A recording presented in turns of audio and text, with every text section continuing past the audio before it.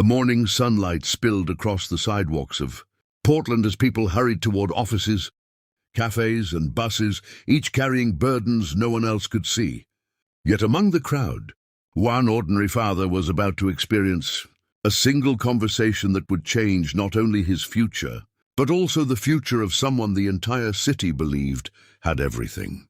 What began as a harmless joke in the middle of a bright spring afternoon would soon uncover hidden loneliness, unexpected courage, and a truth that neither wealth nor success could ever buy. Sometimes the words we speak without thinking become the very words that heal another person's deepest wounds. And when a tired single father smiled and casually said, "You'd make the perfect bride," he never imagined the CEO's answer would leave him standing completely speechless. Before we continue this unforgettable story, please take a moment to like this video, leave a comment, share it with someone who still believes kindness can change lives, and subscribe to Acts That Matter if you believe in second chances, compassion, and the incredible power of ordinary people doing extraordinary things. At 36 years old, Mason Alder had learned that life rarely followed the plans people carefully made. 4 years earlier, he had buried his wife after a sudden illness that arrived without warning and disappeared only after taking everything from their family. Since that heartbreaking season, every sunrise belonged to responsibility instead of comfort. His 7-year-old daughter Nora depended entirely on him. Every weekday began before dawn, not because he enjoyed early mornings, but because lunches had to be packed, school uniforms ironed, breakfast prepared, and a little girl reminded that even after losing her mother, the world still held reasons to smile. Mason never complained. He simply carried the weight quietly, because fathers often believe their tears must remain invisible. His job as a facilities supervisor at the impressive headquarters of Halcyon Dynamics was steady, but far from glamorous. While executives occupied glass offices overlooking the city skyline, Mason spent his days ensuring elevators functioned. Meeting rooms remained ready, lights stayed on, and every employee could work without interruption. Most executives barely noticed him, yet he knew every hallway, every maintenance panel, and every security guard by name. To him, people mattered far more than job titles. His daughter often waited for him after school inside. The company daycare, whenever overtime, became unavoidable. The employees adored Nora because she greeted everyone with cheerful honesty that adults often forgot. She drew pictures for receptionists, thanked janitors, and waved excitedly whenever she saw the woman everyone respectfully called the CEO.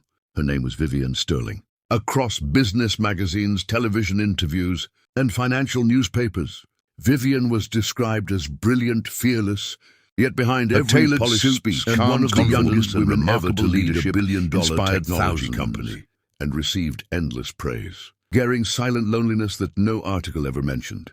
She lived in a beautiful home overlooking the river, traveled constantly, attended elegant charity events, community volunteer work, local business strategies. Still, every evening she returned to an empty dining table where no one asked how her day had been. Most employees feared approaching her. Nora never did.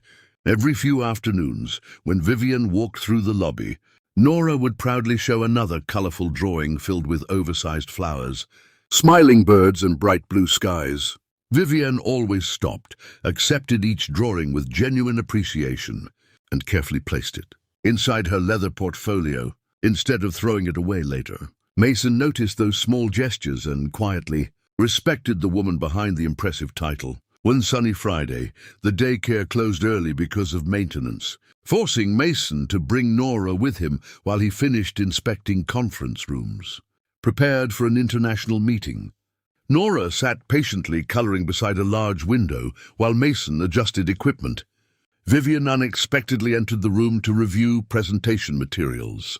She smiled warmly after noticing Nora's latest masterpiece, showing a family enjoying a picnic beneath blooming trees. Vivian complimented the drawing, saying whoever married into such a cheerful family would be incredibly fortunate. Mason laughed softly before answering with tired humor that surprised even himself. Looking at the CEO balancing expensive folders while complimenting a child's artwork so naturally. He jokingly remarked that she would make the perfect bride someday. The room became completely still. Instead of laughing politely, Vivienne looked out the window for several seconds before quietly admitting that becoming a bride would first require someone willing to become the groom. Mason froze.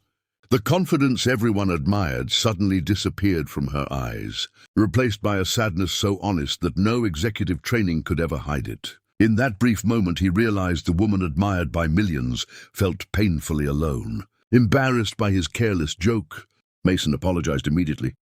But Vivienne simply smiled and assured him no offense had been taken. She thanked Nora for another beautiful drawing and walked away. Yet her unexpected response lingered inside Mason's thoughts throughout the weekend. For the first time, he understood that loneliness wore expensive clothing, just as easily as worn-out work boots. The following weeks brought unexpected changes. Rather than passing each other with formal greetings, Mason and Vivienne occasionally shared short conversations during daylight coffee breaks in the company's rooftop garden. Their discussions never centered on profits or instead, they talked about favorite childhood books and the challenge of finding balance between work and life. Mason discovered Vivienne had grown up caring for her younger siblings. After losing both parents during high school, success had demanded years of sacrifice, leaving almost no room for friendships or relationships. Vivienne, in turn, admired how Mason spoke about fatherhood. He never described raising Nora as a burden. He called it the greatest privilege life had left him.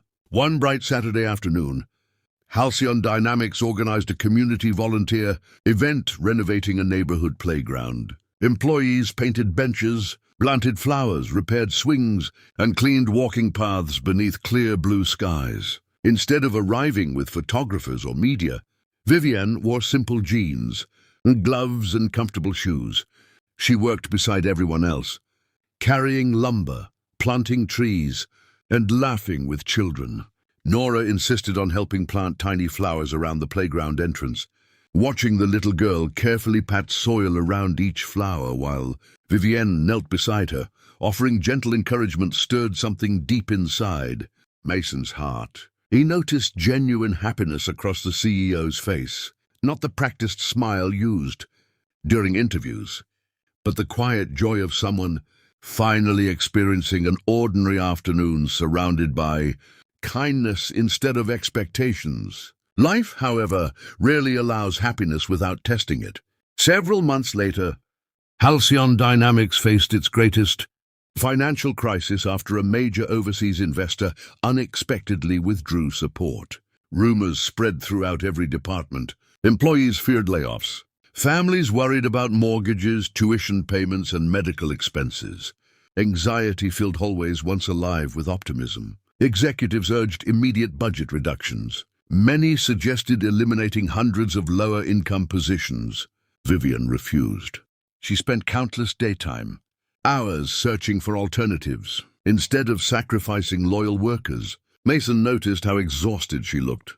Though he possessed no financial expertise, he quietly organized volunteer maintenance teams that repaired equipment, normally outsourced to expensive contractors. Other employees joined willingly after seeing his example. Departments began helping one another instead of protecting individual interests. Cafeteria workers prepared meals for overnight teams. Engineers assisted customer service representatives. Receptionists volunteered during weekend events. Compassion gradually became stronger than panic. The company survived not because of one executive decision, but because ordinary people chose unity over fear. When stability finally returned, Vivienne publicly thanked every employee. Yet she gave special recognition to Mason, explaining that leadership is measured less by authority than by the willingness to serve others first.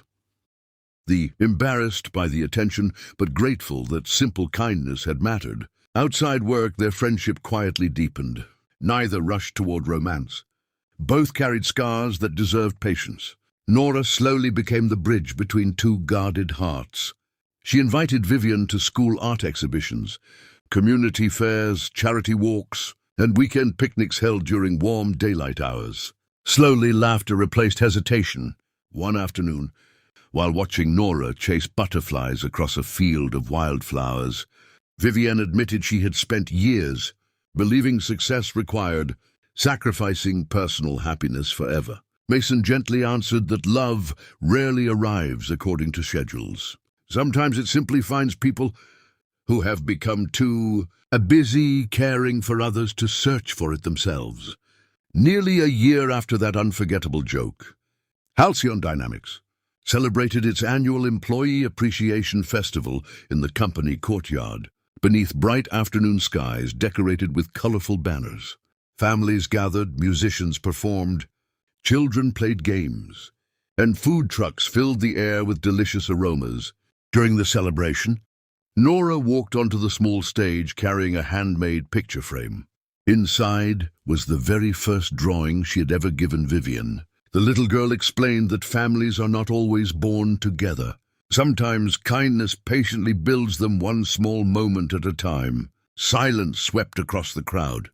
Mason looked toward Vivienne, her eyes filled with grateful tears. Without rehearsed speeches or dramatic displays, Mason stepped forward, took her hands, and quietly confessed that somewhere between shared conversations, difficult seasons, playground flowers, and ordinary afternoons, he had stopped seeing the famous CEO and started seeing the remarkable woman whose heart inspired everyone around her. He admitted he no longer believed his first words had been only a joke. He truly believed she would make the perfect bride because kindness had always been her greatest strength. This time, Vivienne smiled through tears before answering that perhaps she had finally found the groom she once believed did not exist. The applause echoed through the courtyard as Nora wrapped both of them in the happiest hug of her young life. Employees who had once known only the distant CEO now witnessed a woman rediscovering hope, family, and love. Months later, their wedding remained beautifully simple, held on a sunny spring afternoon in a peaceful botanical garden surrounded by friends, co-workers, neighborhood children, and the employees who had become extended family. There were no extravagant celebrity performances or luxurious displays designed for headlines. Instead, there were handwritten vows, genuine laughter, blooming flowers, and countless grateful hearts, celebrating two people who had healed one another through patience, respect, and compassion. Childcare benefits, scholarships, and employee wellness initiatives, inspired by everything she had learned from Mason's quiet resilience. Mason never stopped being the humble man who fixed broken things. The only difference was that now he helped repair lives alongside the woman he loved. If this story has touched your heart, please like this video, share it with someone who needs hope today, and subscribe to Acts That Matter. So together we can spread more stories proving that kindness still changes lives. Special request, before this story ends, please leave a comment telling us where you're watching from and answer this question. Do you believe one small act of kindness can completely change someone's future? As the sun slowly settled over the city that evening, Mason realized the greatest blessings often arrive disguised as ordinary moments. A simple joke had uncovered hidden loneliness. A child's innocent kindness had opened guarded hearts. A struggling father had reminded a powerful CEO that success means little without someone to share it with. Their journey became living proof that true love is not built on wealth, titles, or perfection. It is built on compassion, respect, patience, forgiveness, and the courage to notice another person's unseen pain. And sometimes when kindness speaks first, miracles quietly answer.